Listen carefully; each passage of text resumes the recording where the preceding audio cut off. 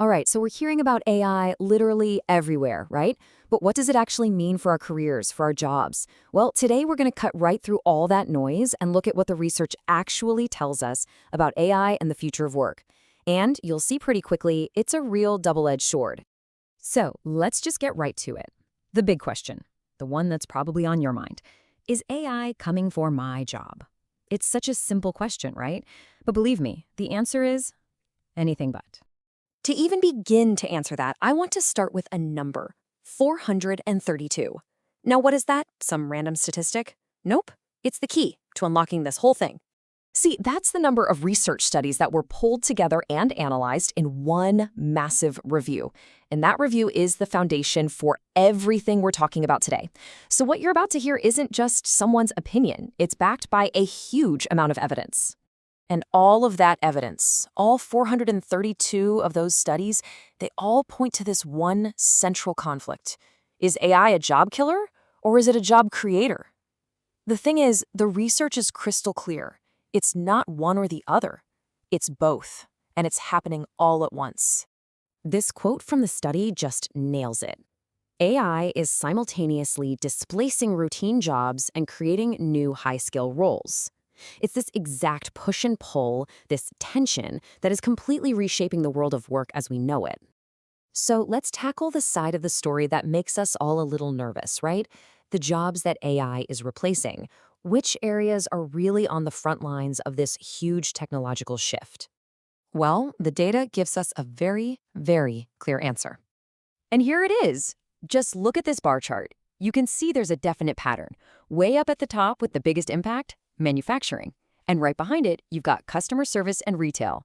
So what's the common thread here? It's pretty simple, actually. All these fields are filled with predictable, repetitive tasks. The kind of work that's, frankly, perfect for a machine to do. And you don't have to look far to see it. Just picture those robots on a factory assembly line, or that little chatbot that pops up to answer your questions on a website. I mean, this isn't science fiction anymore, is it? It's just how things work now. Let's just break down those numbers for a second. In manufacturing, you're looking at a 30% displacement, mostly driven by robots taking over assembly lines. In customer service, it's 25% thanks to those chatbots. And in retail, automated checkouts and inventory systems cause about a 20% impact. The thing connecting all of this, it all comes down to one thing, the hunt for more efficiency.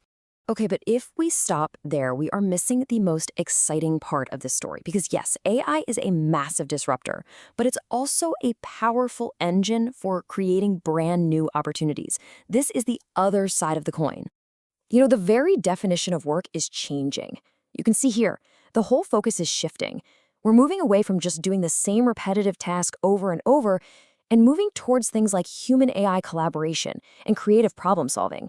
It's like we're going from being just another cog in the machine to being the person who pilots a way more powerful system.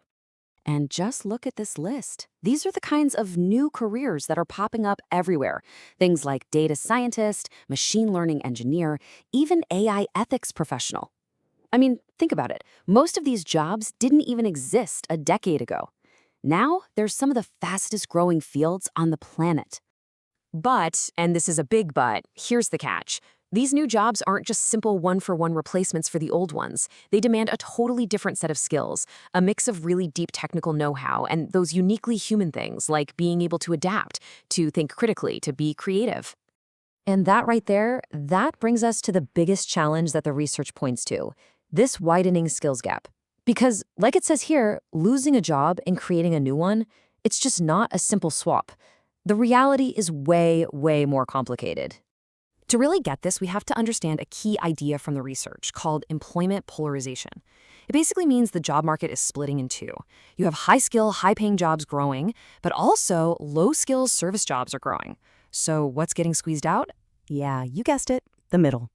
This chart really shows it perfectly. It's like a U-shape.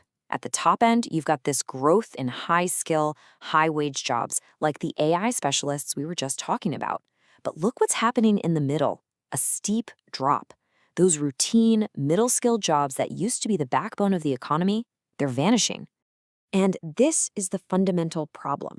You've got, say, a factory worker over here and a data scientist over there, and the skills just don't transfer easily. There's a giant chasm between them. That chasm is the skills gap. And figuring out how to bridge it, that's one of the biggest challenges we're facing. So, if that's the challenge, then what on earth is the solution? Well, this last part is all about that. How do we actually build a bridge across that gap? How do we adapt so we can thrive in this new AI economy? The research points to a clear game plan, and it's built on three big ideas.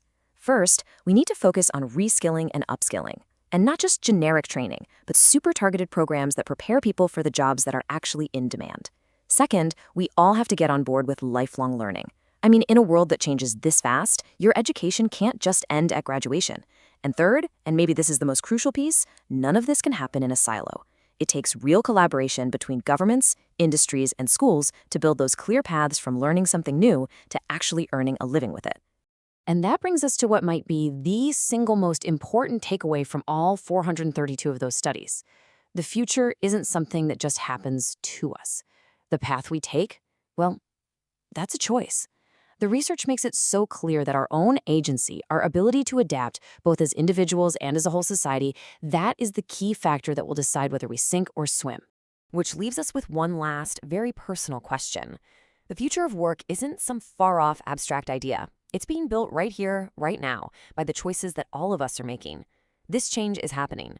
So the only real question left is, how will you prepare?